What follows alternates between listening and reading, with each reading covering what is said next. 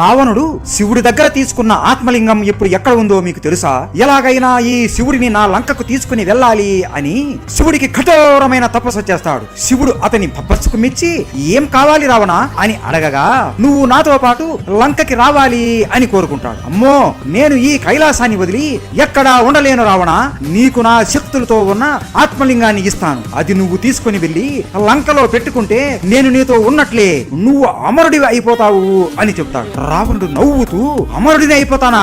అబ్బా, ఇదే కదా నాకు కావాల్సింది అనుకుని మీరు నాతో వద్దులేండి, నాకు ఆత్మలింగమే ఇవ్వండి అని కోరుకుంటాడు. శివుడు తన శక్తులు అన్ని ఉపయోగించి ఒక ఆవులో నుండి ఆత్మలింగం తయారు చేసి రావణాసురుడికి ఇస్తూ ఇలా చెప్తాడు, ఈ ఆత్మలింగం నువ్వు లంకకి తీసుకొని పో, కానీ ఆత్మలింగాన్ని మొదట భూమి మీద ఎక్కడ పెడతావో అక్కడ నుంచి కదపడం కుదరదు. నువ్వు దాన్ని ఎంత ఎత్తడానికి ప్రయత్నిస్తే అది అంత రెట్టింపు అవుతుంది. అలాగే